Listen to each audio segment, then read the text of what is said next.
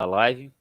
Inicialmente, já digo para vocês, antes de iniciar essa live, vai na descrição desse vídeo, se inscreve no canal do David Vega, tá? Já o David Vega vai se apresentar, mas antes da gente iniciar essa live, já começa se inscrevendo no canal dele, ok?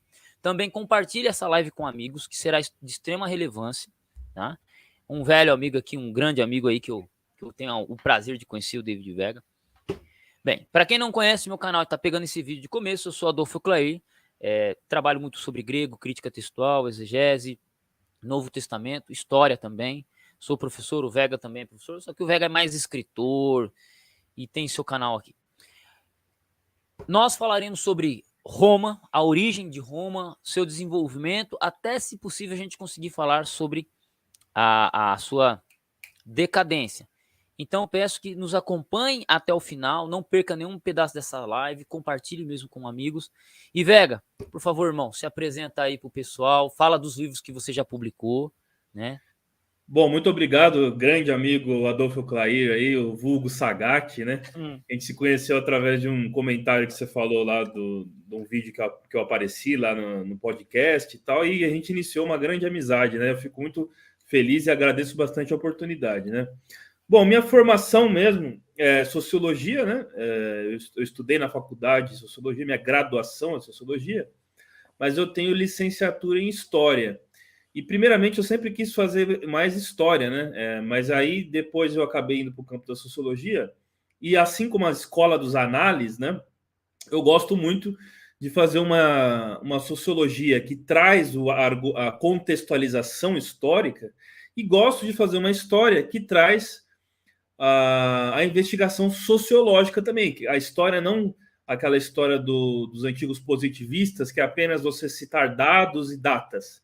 É uma história, um historicismo social, vamos dizer assim, onde você traz essa questão social para analisar os atores em questão, o desenvolver dos acontecimentos, sempre trazendo uma questão mais humanista, né? Eu gosto muito dessa questão humanista, e também não é à toa que eu gosto bastante também de antropologia, né? E aí, basicamente, essa é a minha formação.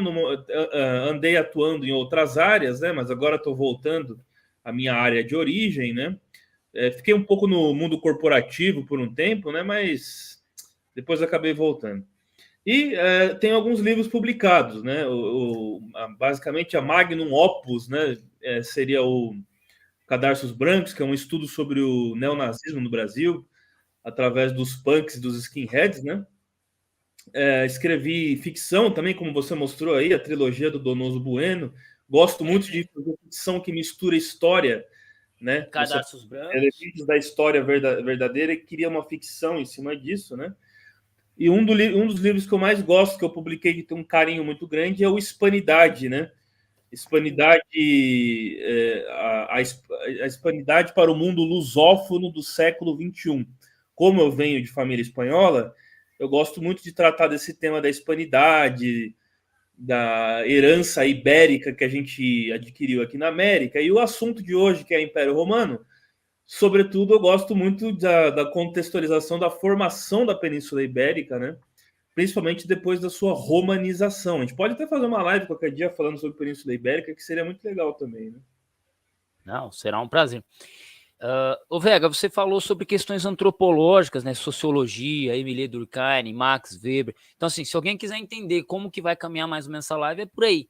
Ele menciona também a questão da escola dos análises. Isso aí é mais quem gosta de história mesmo, né, Vega? Não é muito para quem gosta, né? De Foi uma sociologia. revolução que o campo da história teve com a escola dos análises, né? É uma revolução mesmo, e a história nunca mais foi a mesma, né?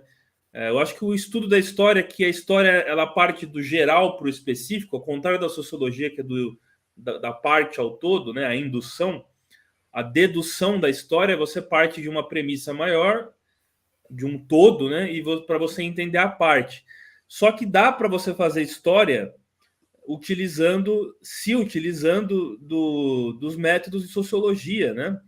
Que não necessariamente você analisa a história por completo como um todo para entender a parte, mas você estuda os atores, os indivíduos, porque a história é formada por indivíduos, né? A história ela é feita, existe a história. Se você vai fazer uma análise documental dos documentários oficiais, seja de uma paróquia, seja de um elemento jurídico e tudo mais, se você consegue fazer uma história analisando isso, como os positivistas faziam. Mas você pode muito bem aprender a história através da memória, a memória dos atores, das pessoas envolvidas. Às vezes, se você conversa com uma pessoa de idade que viveu determinada... Ou você lê um livro que é o relato de uma pessoa que viveu determinado episódio histórico, você aprende muito mais do que você estudando essa questão mais complexa do todo, né? Você pegando a parte, você consegue entender bastante também o período em questão, né? Não, perfeito. Já que eu coloquei como tema da live que faz tempo que eu queria trazer você para falar sobre isso, qual que é a importância da gente estudar a cidade ou o império, esse chamado Império Romano? Qual que é a importância? Porque, assim, pergunta, por que ele é relevante estudar isso hoje, por exemplo? Não, tranquilo. Aí eu vou falar da importância e já começo falando da origem do mito fundador de Roma e, enfim, a origem dessa civilização tão importante, porque tudo que rege o mundo nosso hoje, a maioria vem da Grécia Antiga, no Ocidente, pelo menos, né? Estou falando do Ocidente, da Grécia Antiga e também de Roma. Se você pega o nosso calendário, é um calendário gregoriano, 12 meses, né? 365 dias, tem os anos bissextos. Se você pega, por exemplo, o nosso direito, embora o Napoleão fez o Código Napoleônico, que ele se achava o herdeiro direto de Roma, porque ele queria se comparar aos imperadores romanos, sobretudo Júlio César, né, naquela megalomania dele. Mas, embora a gente tenha muito dessa influência francesa no direito, o direito, a base do direito romano, o direito privado, do direito à propriedade, do direito que depois vai ter uma releitura com o iluminismo, vem de Roma também, né? A primeira reforma agrária que se tem noticiada foi o Caio e o Tibério Graco, os irmãos Caio e Tibério Graco que fizeram em Roma. E muitos países, como o Brasil, até hoje não passou por um processo de reforma agrária como já tinha ocorrido na Roma Antiga, né? Os nossos idiomas do latim vulgar, o português, o espanhol, são idiomas que vêm do latim, que era o idioma dos romanos, né? Nossos números são indo-arábicos, mas tem os numerais romanos, que são aquelas letras, né? I, X, tudo mais. VX, né? I, VX.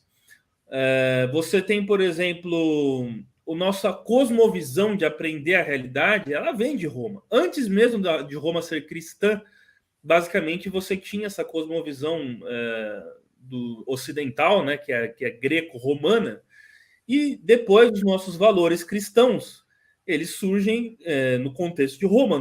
Não é por acaso que a capital do mundo católico, antes dos protestantes surgirem e aparecerem, era Roma, que agora tem o Estado independente do Vaticano, mas por muito tempo era Roma, né, que fica localizado em Roma, né, o Estado do Vaticano. E a cidade de Roma, então, era a capital dos papas, né, onde você tinha onde o mundo cristão se guiava vamos dizer assim, né, se guiava por esse centro, né. Mas Roma nem sempre foi cristã, né? Ela fica cristã com o Constantino no final do Império. Vamos falar da origem de Roma, né? Bom, oficialmente, por conta de uma encomenda que o poeta Virgílio recebeu do imperador Otaviano Augusto, Roma tem-se então a ideia de que ela foi fundada no ano 753 a.C., inclusive no dia 21 de abril, que é o dia de Tiradentes, e é o dia que a cidade de Brasília foi inaugurada também, né? Então, a nossa capital, Brasília, foi inaugurada no dia 21 de abril, mesmo a inauguração de Roma. Mas Brasília é um projeto modernista, né? E Roma é totalmente o contrário, é um projeto clássico, né? É uma arquitetura clássica e tudo mais. E Roma, então, ela tem dois mitos de fundação. Eu não estou falando da questão arqueológica agora, e científica. Eu estou falando da questão mítica, que a história também se analisa através dos mitos, não é só a averiguação do teste de carbono 14, aí nos fósseis também você tem um mito. O primeiro mito, ele é o mito dos irmãos Rômulo e Remo. Você tinha uma mulher chamada Réia Silva. Réia Silvia, né? Que é, inclusive, o nome que deriva da palavra selva. E ela teria engravidado do deus da guerra, Marte. Ela era uma virgem vestal. As virgens de Vesta eram cultuadas em Roma. E daí, talvez, até eu acho que o cristianismo pega essa ideia da mulher virgem com a Virgem Maria, né? Já tinha em Roma, antes dos cristãos, essa ideia da virgem, né? Ela era uma virgem que não podia ter relações. E ela foi consumada pelo deus Marte, que era o deus da guerra. E ela engravidou de gêmeos, né? Que seria o Rômulo e Remo. Mas como ela não podia cuidar dessas crianças, porque ela não podia ser consumida, né? Consumada, nada disso, ela abandona essas crianças na margem de um rio. E uma loba, a Lupa Capitolina, né?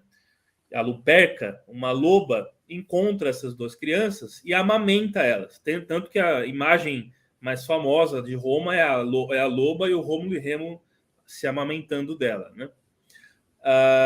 Eles vão ser encontrados pelo Faustulo. O Faustulo é um pastor que encontra o Rômulo e Remo e cria o Rômulo e Remo.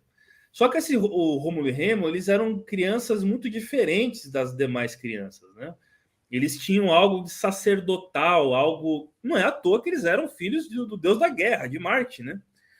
E eles eram muito diferentes das outras crianças.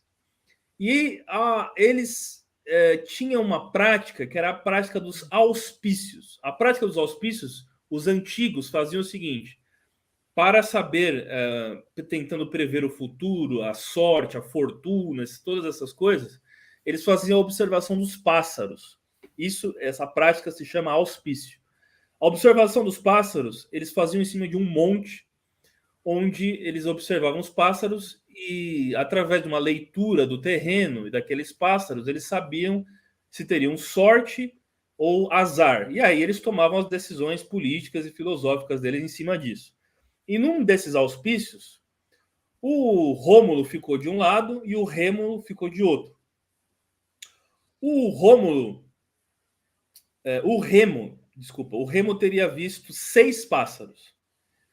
E o Rômulo disse que viu 12 pássaros. Só que depois o Remo vai constatar que o Rômulo viu os 6 pássaros do lado dele, mais os 6 pássaros do outro lado, que era o lado do irmão. Falando que ele foi um trapaceiro, né?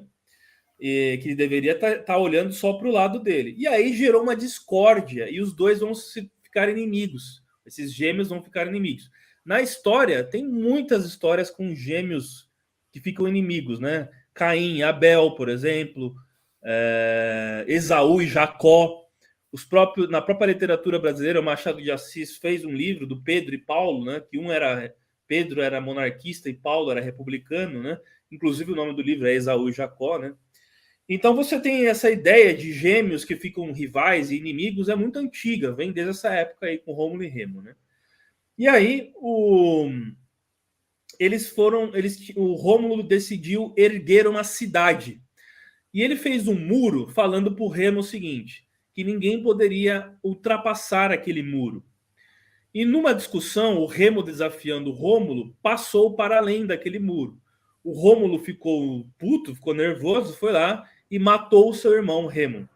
E aí o Rômulo adquiriu grandes poderes, inclusive o pastor que criou eles, o Faustulo, morreu, né? E aí ele diz que o Rômulo se torna então o primeiro monarca de Roma. Roma surge como uma monarquia, mas ela vai se tornar ficar muito famosa como república, que é toda a estrutura dela, até do exército do Sérvio Túlio, tudo mais, vai ser no contexto republicano. E depois ela se torna monarquia de novo. Ela se torna um império com o Otaviano Augusto, né? Começa com Júlio César, mas o primeiro imperador é o Otaviano Augusto. Falando em Júlio César está aqui, ó. Manda um salve aí. Manda um ave César para ele aí, né? Um ave César aí para ele.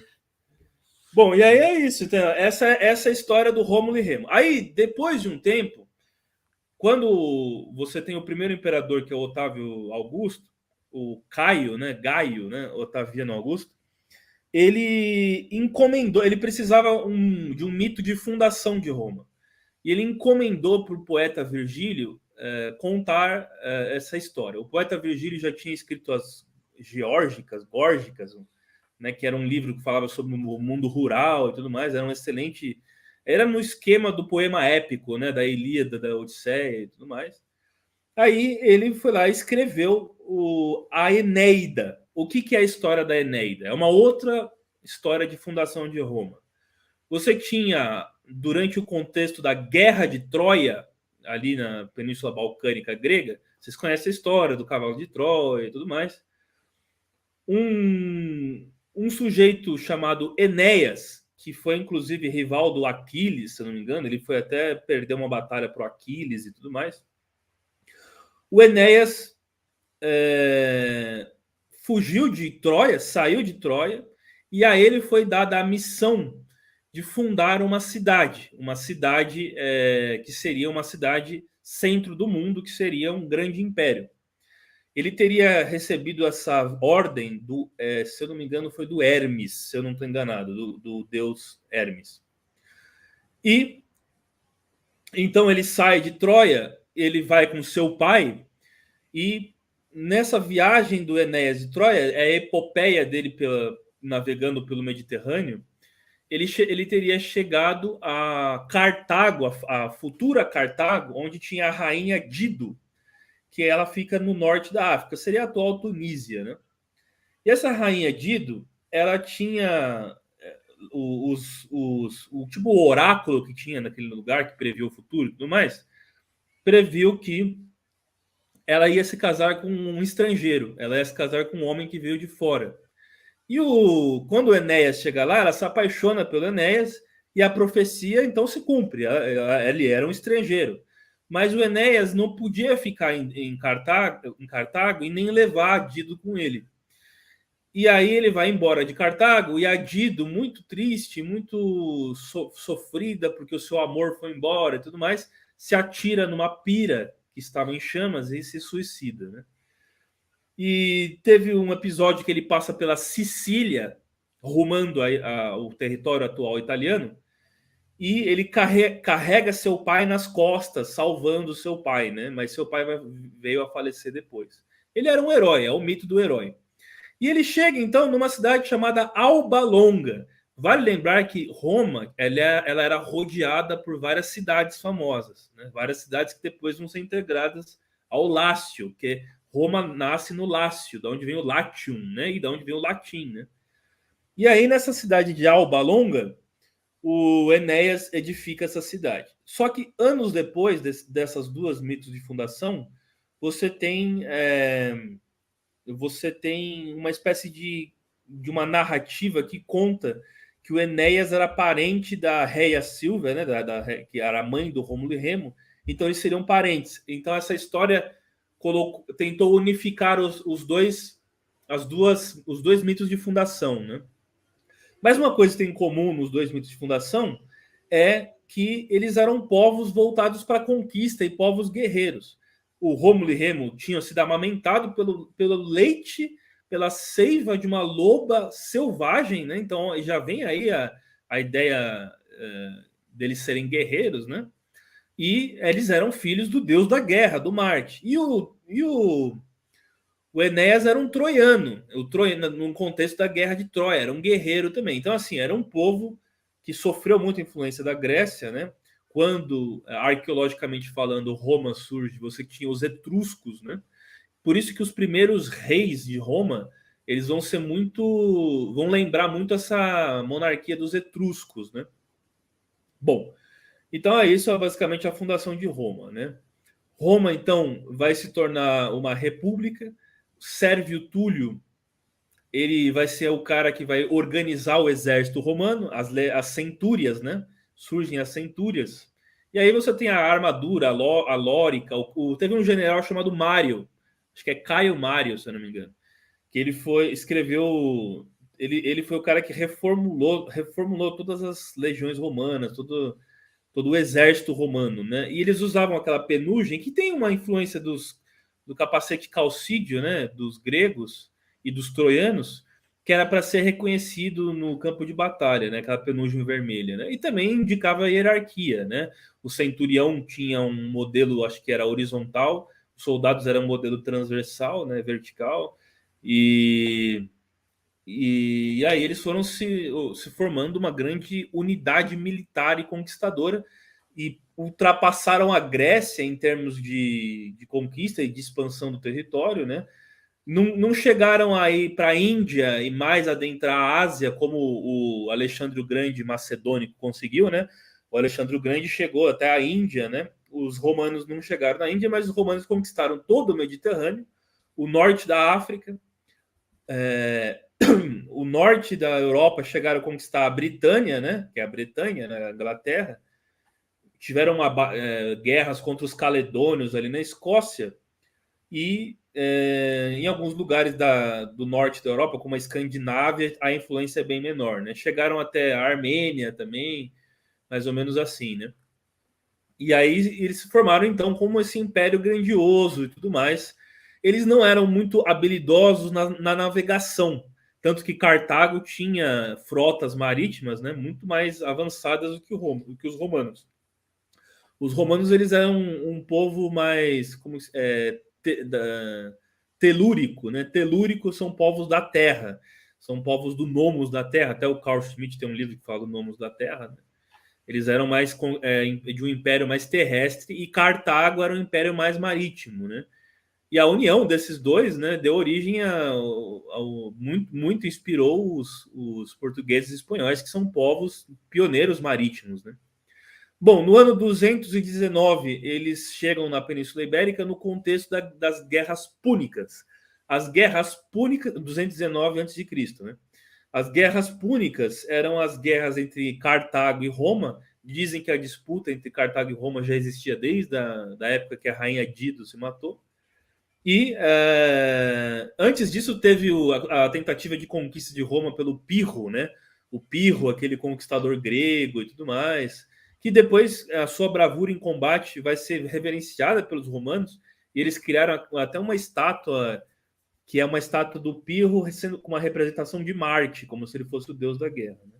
Mas no contexto das guerras púnicas, então, o primeiro grande inimigo de Roma vai ser o Aníbal, né? O Hannibal em inglês, né? O Aníbal, que era o líder cartaginês, né?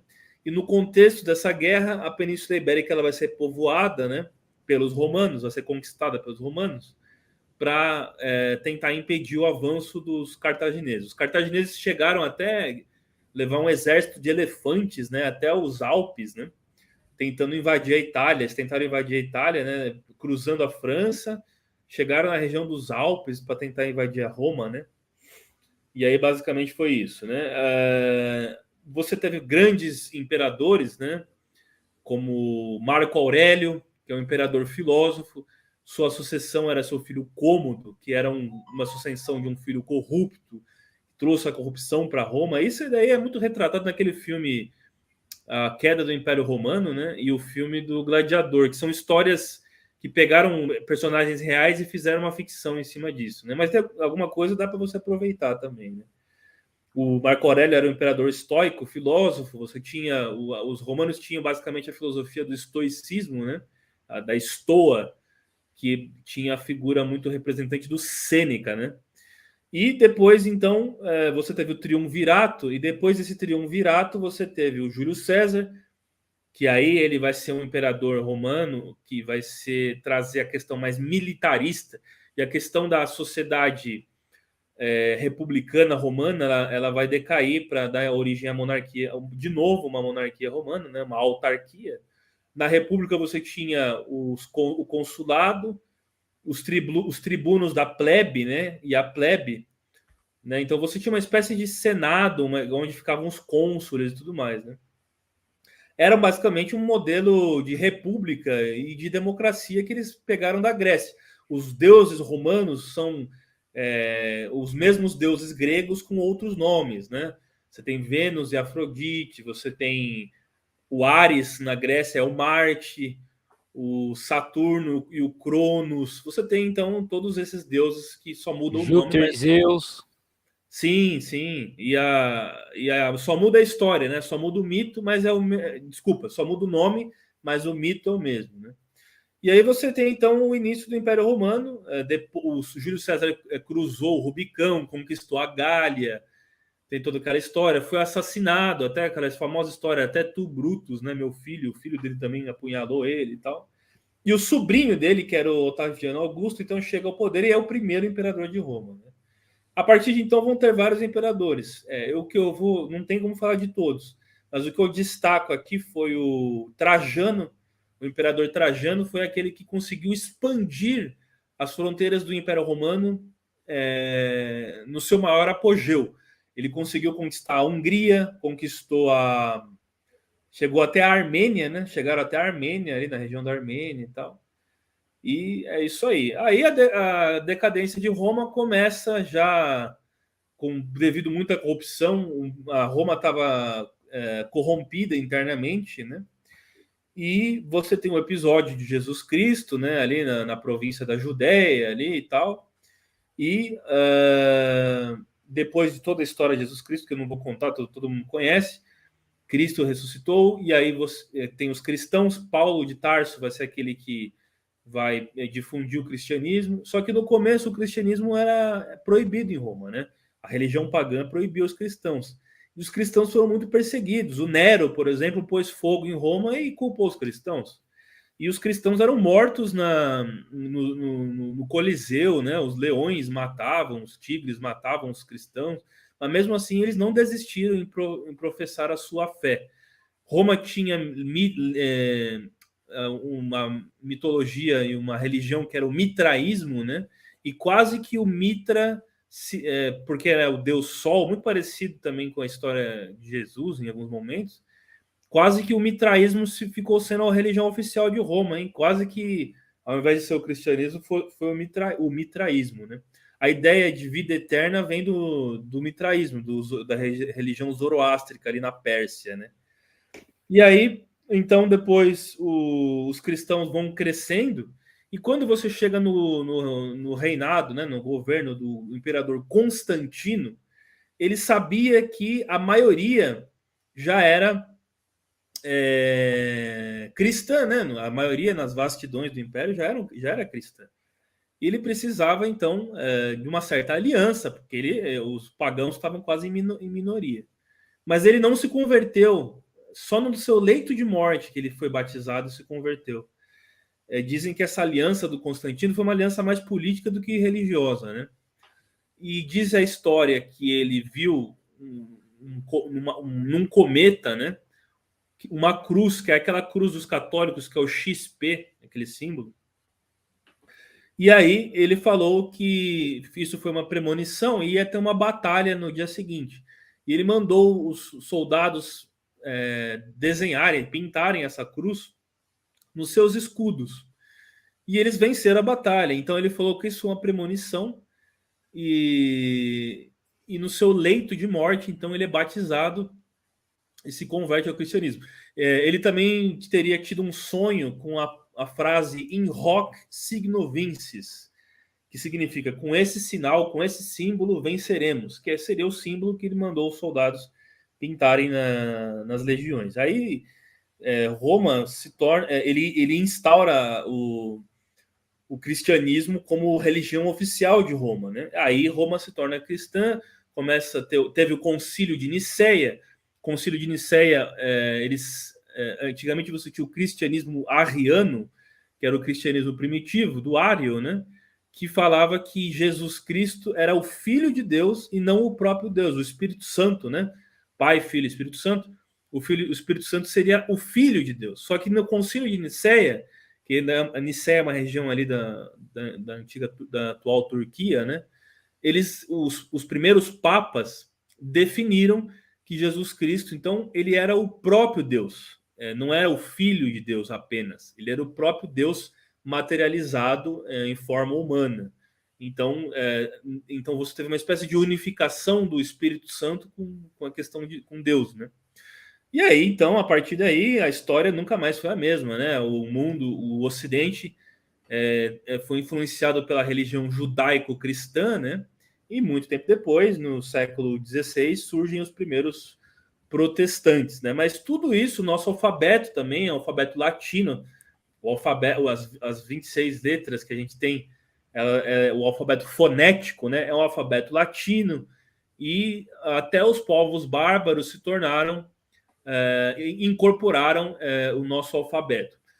Roma, ela vai ser invadida pelos antes dos cristãos assumirem, né? Não, desculpa, depois de tudo isso, Alarico, o visigodo, os godos vinham da região de Gotland, ali no Báltico e na Suécia e no Báltico, eles vinham dessa região. E o Odoacro vai ser um dos últimos, um dos visigodos que depois o Rômulo Augusto, o último imperador romano foi o Rômulo Augusto. E aí você tem o livro do Edward Gibbon, né, que conta essa declínio do Império Romano, né? Eu recomendo também o livro SPQR. A sigla significa Senatus Populusque Romanus, o Senado e o Povo de Roma, que é um livro de uma inglesa chamada Mary Beard. Muito legal esse livro, Mary Beard. E vocês encontram fácil, aí na Amazon tem fácil também, né?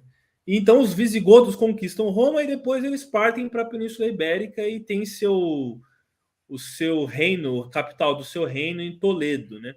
Então, assim, Roma é exatamente isso daí, é basicamente a base da nossa história, tanto Grécia quanto Roma, né? Não dá para falar de tudo aqui, são muitas coisas, né? Basicamente é o mito de origem, né? O embrião de toda a nossa cultura, tanto na época pagã, com o direito, com tudo isso, né? Com os grandes juristas e tudo mais, como depois com a época judaico-cristã, né? Não, perfeito. Uma pergunta que eu gostaria de fazer para você enquanto você falava isso é a questão do direito romano. O que você pode falar para a gente sobre esse assunto aí? Que é uma das coisas que influencia até hoje, né? Você mencionou um pouco de Napoleão, mas tem a questão do direito romano, né?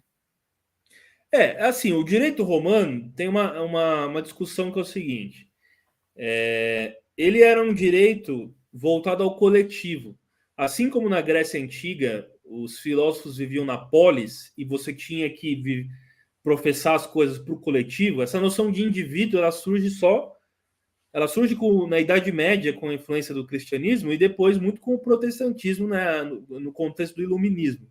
Aí você tem a noção de indivíduo, mas no mundo antigo você não tinha essa noção do indivíduo atomizado, o indivíduo descolado do coletivo.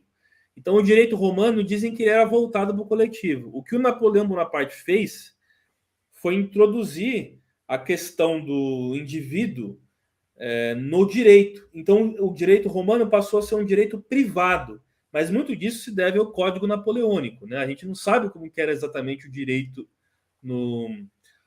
na Roma Antiga, mas você tinha, por exemplo, os magistrados, os lictors. Os lictors são aqueles que carregavam o fátio, que é aquele feixe de varas com machado, que inclusive é o símbolo do fascismo, né? Eles eram juristas, magistrados da magistratura romana. Esse símbolo representa a justiça romana, né? A ideia da justiça cega com uma balança, que é uma balança romana, inclusive, né? E segurando a espada, e ela é cega, porque a justiça é cega, deveria ser, pelo menos, né? Ela é uma ideia que vem também de Roma, da Roma Antiga, e é basicamente assim, é o direito privado. Mas você tem o direito consuetudinário. O que é o direito consuetudinário? É o direito baseado no costume. Os povos os povos saxônicos, né, anglo-saxônicos, eles têm muito mais essa ideia do direito consuetudinário, tanto que até a Commonwealth, que é essa Commonwealth do Império Britânico que existe até hoje, o Canadá faz parte da Commonwealth, a Austrália, a Nova Zelândia, né? Ele é um direito diferente do nosso direito positivado, né? O nosso direito positivado do que vem do positivismo, né? O direito deles é o direito da Commonwealth, que é um direito baseado no costume. Por isso que as constituições desses países são constituições enxutas, né? Não é a lei escrita e positivada, basicamente, que vale, né? É um direito mais indutivo, embora você tenha a Constituição Americana, que é uma das mais antigas, mas o direito positivado que a gente herdou, e que herdou do direito romano, inclusive, é o direito onde você tem a lei escrita. Então, é a partir da dedução. A lei ela é anterior à realidade. Então, a realidade se dá depois de uma interpretação da lei. É como se você interpretasse a realidade através de um livro. E não o contrário, não é o livro que é resultante da realidade, né? Embora o direito positivo ele preserve algumas coisas do direito natural que é o direito consuetudinário, eu acho que deveria ter uma harmonização, um meio termo entre o direito natural e o direito positivo, da lei positivada, né? Porque se você analisa através de um código de dogmas e de leis, é como se você tivesse uma ideologia e pautasse o mundo inteiro por essa ideologia. Então é complicado. O mundo e a realidade é muito mais complexa do que um mero livro de interpretação para ler essa realidade, né? Na verdade, o livro ele é a resultante dessa complexidade. E não é o mundo que é resultante do livro, né? Pô, isso aí que você falou, eu falei exatamente na sala de aula, né? Você tem povos que têm língua, mas você não tem gramática. Assim, esse povo tem gramática, mas não tem uma língua, né? O povo tem uma língua e depois disso resulta a gramática, né? Não existe um povo que tem a gramática, mas não tem a língua. A gramática é sempre posterior à língua. Sim. A nossa habilidade de se comunicar e de falar é anterior, né? E quando você fala, a linguagem ela vai limitando também, né? Quando a gente fala, é uma limitação, é um recorte da realidade também, né? O que é a realidade? A gente não sabe o que é a realidade.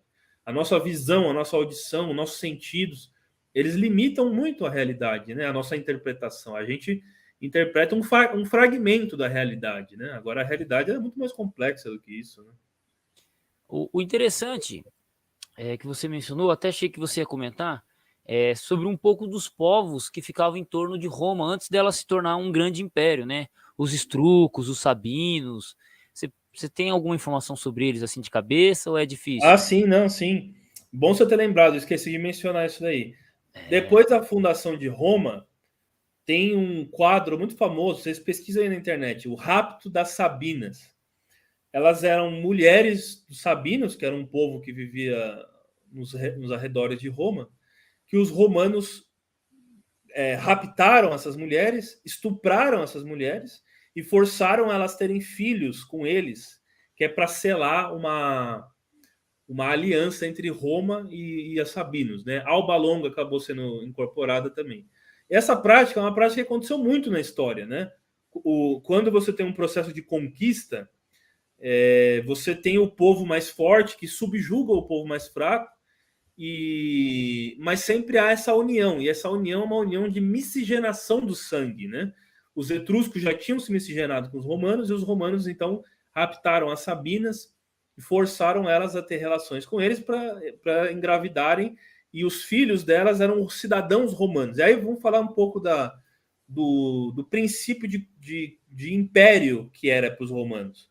Os romanos eram um povo que era muito astuto e muito esperto, porque eles sabiam que não podiam impedir os povos conquistados de proferir a sua fé, porque isso poderia dar um problema. Imagina, você a vida inteira acreditou numa religião, e de repente vem um cara de fora e fala que a sua crença você não pode acreditar, que ela é mentira, que ela está errada, e força você a acreditar em outra coisa.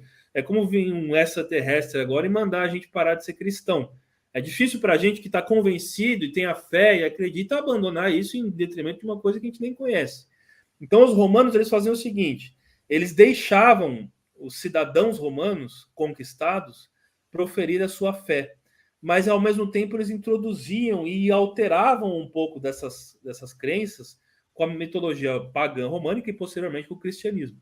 E isso deu origem a um sincretismo, e esse sincretismo fez com que muitas religiões tivessem vários elementos mesclados, elementos pagãos e tudo mais. E não é à toa que em Roma, perto do Fórum Romano, na cidade de Roma, você tinha templos de diversas religiões diferentes, que Roma era uma cidade aberta para todos os cidadãos conquistados poderem ir até lá e se sentirem representados. Aí você tinha o Foederati. O Foederati era uma espécie de federação que era dos germânicos, né?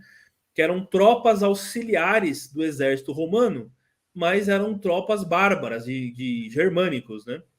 E eles lutavam junto com os romanos. Mas o que acontecia muitas vezes é que nem todos eles estavam convencidos e eram convertidos à civita, né, a urbis eterna romana, e acabavam se voltando contra Roma. E isso foi um dos motivos da decadência de Roma, né? O Alarico, inclusive, tinha sido um legionário, ele era germânico, mas um legionário do Foderati e até das legiões de Roma.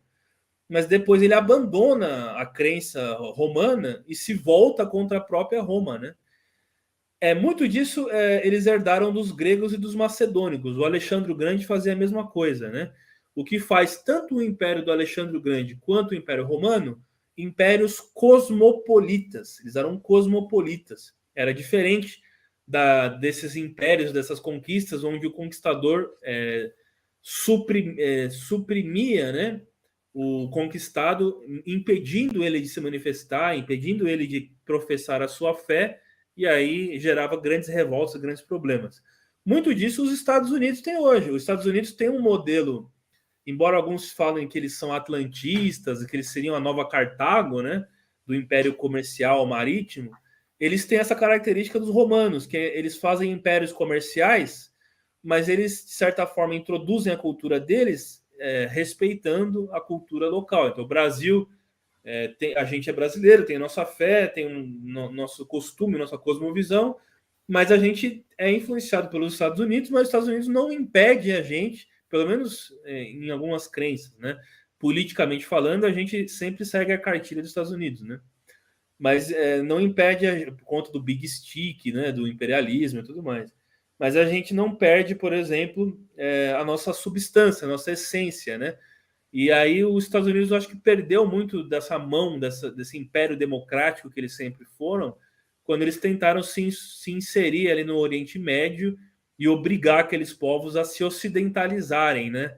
A se modernizarem e ocidentalizarem. Eu acho que aí os Estados Unidos até perdeu essa característica de império democrático que eles sempre tiveram também, né?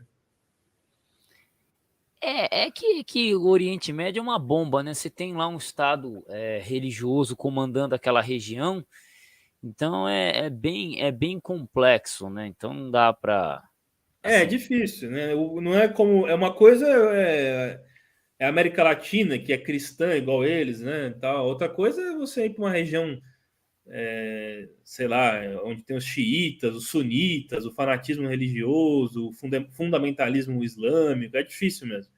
exatamente. Mas aí é complicado, né? Porque é um embate entre um lado e outro que não quer largar o osso, né? Um lado não quer perder, mas o outro lado também não, que está tentando se inserir também não aceita a crença local. Então é difícil, né? É tanto que eles se ferraram, né? O Iraque foi um tiro no pé, né? O Afeganistão também, as tropas americanas tiveram que sair fugido de lá, né? Eles gastaram tanto dinheiro na ocupação, ficaram todo esse tempo lá, chegaram até matar o Bin Laden, mataram o Saddam Hussein e tal, mas não conseguiram resolver o problema, né? É difícil mesmo. Não adianta você matar os líderes, né? Se Tem o que se povo aliar, tem que se aliar a terroristas menos agressivos do que outros. Então, tipo, e esses tem três terroristas, a grupos maioria terroristas, se você se volta alia contra num para eles derrubar os depois. outros dois. E esses terroristas, a maioria deles, depois de um certo momento, acaba se voltando contra eles, né? Complicado mesmo.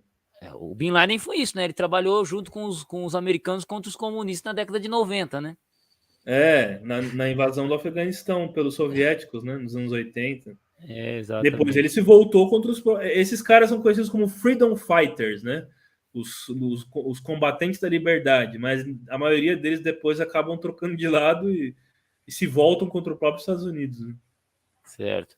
O Braddock, ele fez uma pergunta aqui que eu achei interessante. O Braddock, hein? Ó, estamos falando mal dos americanos, o Braddock está aqui.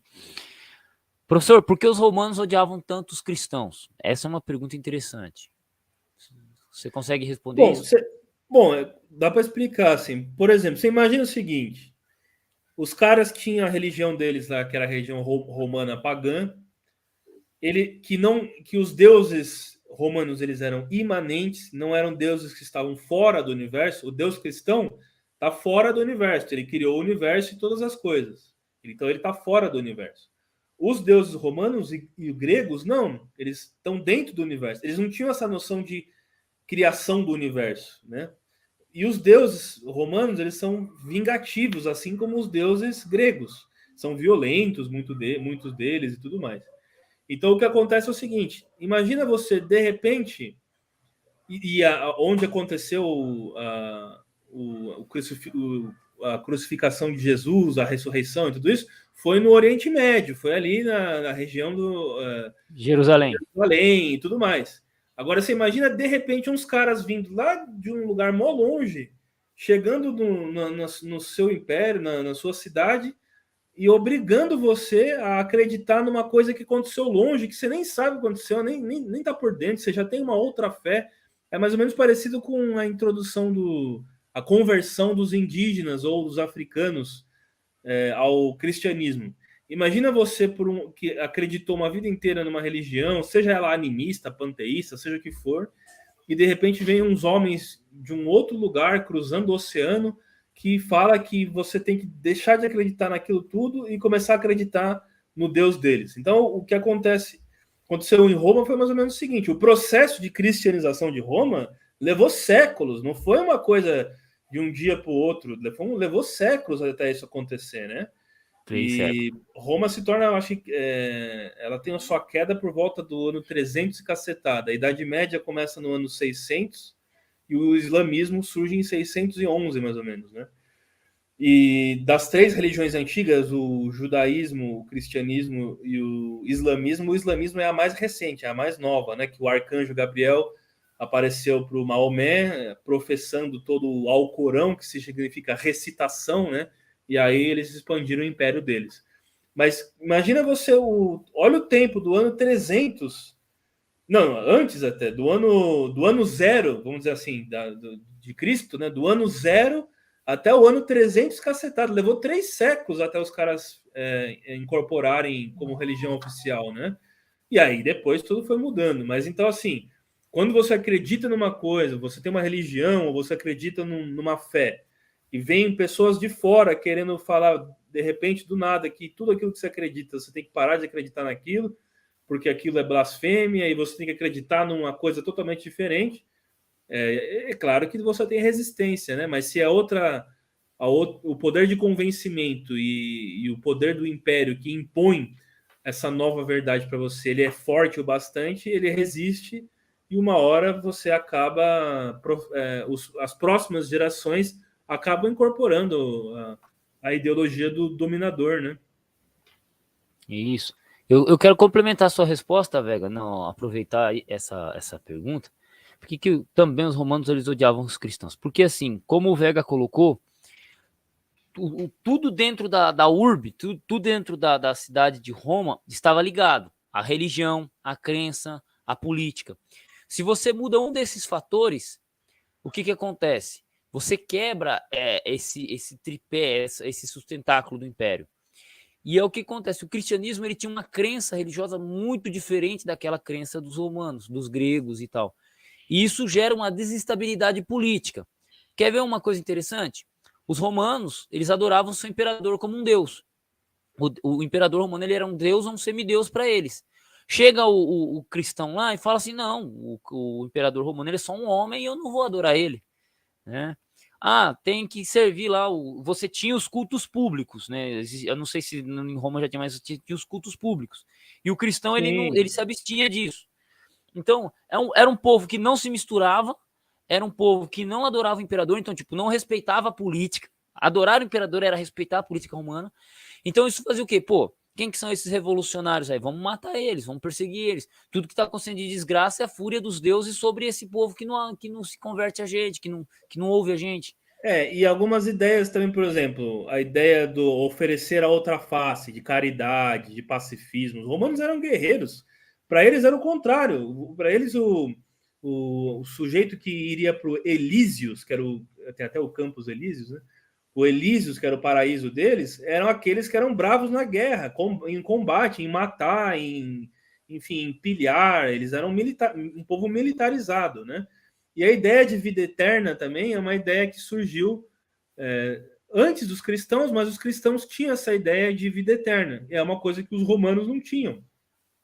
Eles desconheciam essa ideia de você morrer e ir para um paraíso, né?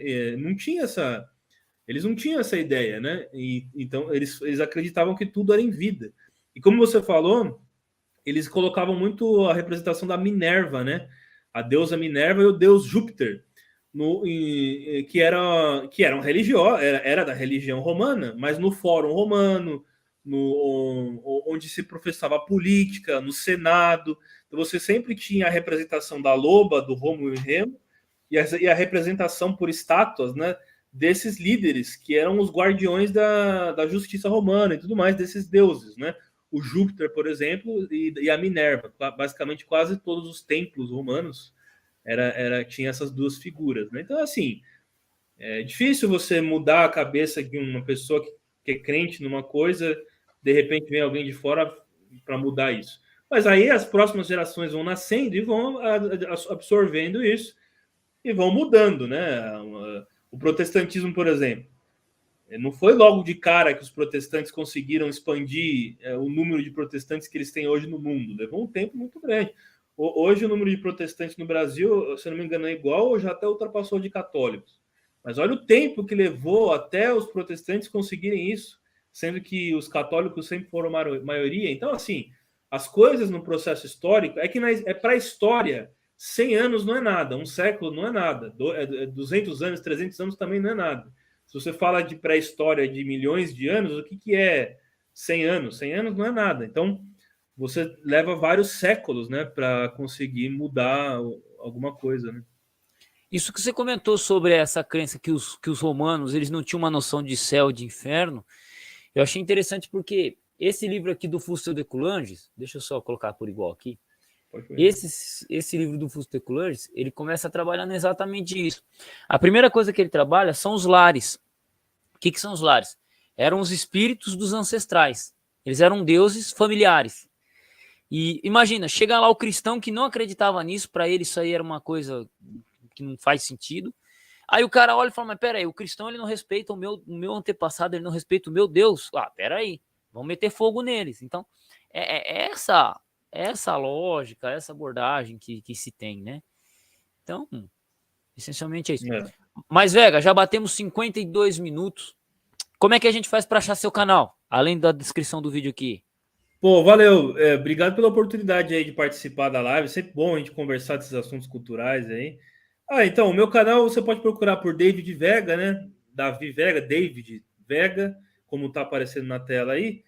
E se vocês acharem meu canal, ele também está conhecido como The Celtiberia. Mas na verdade, se você procurar David Vega, você acha o canal aí. Eu faço resenhas de livros e filmes, né? Diversos. Eu gosto muito de fazer resenha de literatura, né? E também falo dos conceitos sociológicos, antropológicos. Tem alguns vídeos sobre o Império Romano no meu canal também, né? E se vocês querem sempre estar em contato com resenha de filme, bons filmes e bons livros, aí dá uma força pra gente estar no canal, se inscreve lá que vocês vão gostar. Eu tento colocar vídeo toda semana, né? O Vega, ele gosta tanto do Império Romano que ele tatuou um legionário no braço, mano. Mostra pra nós aí, se não for. Aí, ó. Tatuei deixa eu ver como é. Um legionário romano aqui no braço. Aí, ó. O cara não gosta do Império Romano, não, né? Tem as letras SPQR aqui, ó.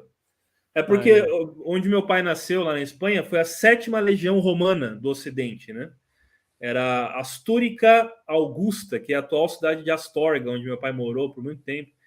E eu, como gosto muito de reverenciar as origens e tudo mais, eu resolvi fazer essa homenagem, né? Aí, ó. Eu sou adventista 7º dia, então dá pra gente se juntar e formar a 7ª Legião de novo aí. Sou descendente espanhol também, viu, Vega? Beleza, vamos formar aí, vamos reconquistar os territórios perdidos aí. Não, já conquistamos, né, pô? Já foi o Brasil, já foi aí a América do Sul, não precisa... Dizem que a América Latina é uma nova Roma, né? É uma continuação de Roma. A América hispânica, né? E a brasileira eu considero hispânica também. Ela é uma continuação do Império Romano, né? A continuação se deu pelos portugueses e espanhóis, né? Tanto que eu lembro no seu livro Cadarços Brancos, você menciona assim, os latinos são mencionados como um povo de segunda classe lá pelos americanos, mas ser latino era ser bichão. A gente enquanto Olinda era um dos maiores centros culturais do mundo, os americanos estavam plantando ali batata, sei lá, nas 13 colônias ali, não tinha nada, eles eram uns camponeses lá, não tinham nem cidade direito e tal. A América Hispânica já teve um auge muito grande. Você tinha aqui universidades, você tinha hospitais. Aí é um outro tema que a gente pode até debater um dia sobre a América Hispânica, né? Só que hoje eles têm mais dinheiro, né? São por conta da Revolução Industrial e tal, das empresas, né? Eles têm mais dinheiro e acabaram ultrapassando, porque a lógica do mundo hoje é outra, né? A lógica capitalista, né? Sim. Eu vi aqui que o Fire Game tá falando que é SPQR. Isso. Que nem eu falei, SPQR é Senatus Populusque Romanus, que é o Senado e o povo de Roma, que eles carregavam nos estandartes, né? Essa sigla, né? Eu achei muito da hora, achei muito legal mesmo. A primeira vez que eu vi essa expressão, eu achei estranho, porque falaram do livro da Maria Bird e eu não conhecia. Eu achei estranho. SPQR, que bagaça é essa? Aí depois eu entendi isso. Mas, Vega, obrigado por ter vindo aqui no meu humilde canal aí, mano. Ter um sociólogo, historiador aí do seu naipe aí, sociólogo, mano. Que da hora. Eu que agradeço, mano. Entendeu? Eu que agradeço a oportunidade aí, mano. E eu quero trazer para você para falar mais sobre povos do ponto de vista sociológico, né? Por exemplo, você fez uma pequena menção dos árabes.